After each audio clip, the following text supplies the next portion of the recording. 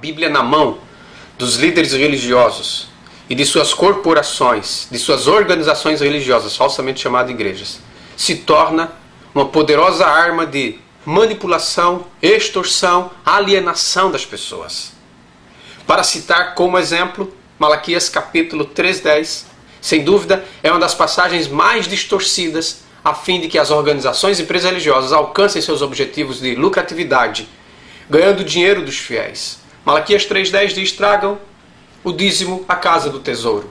E assim, esses governos religiosos interpretam estas passagens, estes textos, a bel prazer, com finalidade única de tirar dinheiro das pessoas sob pretexto que elas estão sendo fiéis a Deus. Porém, não estão sendo fiéis, mas infiéis a Deus, sem o saber, pois estão patrocinando estas corporações que são responsáveis pela pobreza e miséria no mundo. Estão apoiando o sistema de desigualdade, exploração, de injustiça social.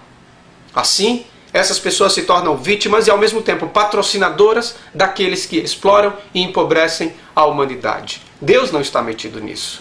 Para citar como exemplo uma dessas organizações, irei citar um trecho do livro administrativo dos presidentes, tesoureiros e secretários de uma dessas organizações religiosas.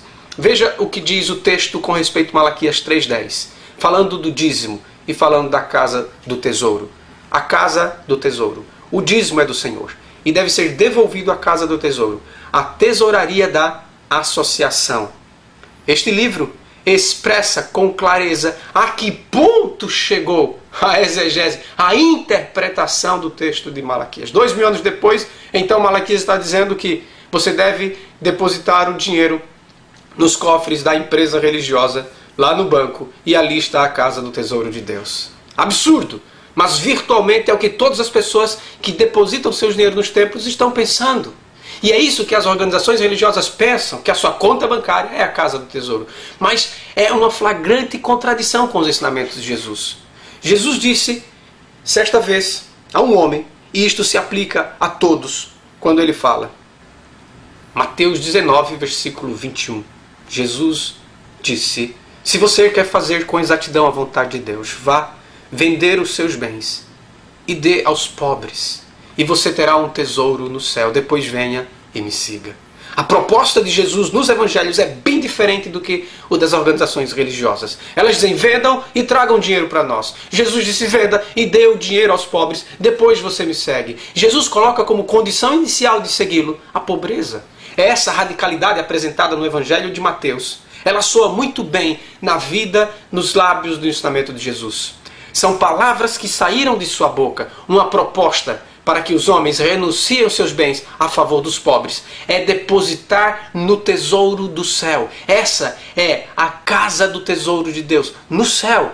Quando ele disse, vou preparar lugar na casa do meu pai, há muitas moradas. Lá está o tesouro dos salvos. Lá está a casa do tesouro de Deus. E o banco que recebe esse depósito são os pobres, os necessitados, os injustiçados, os esquecidos.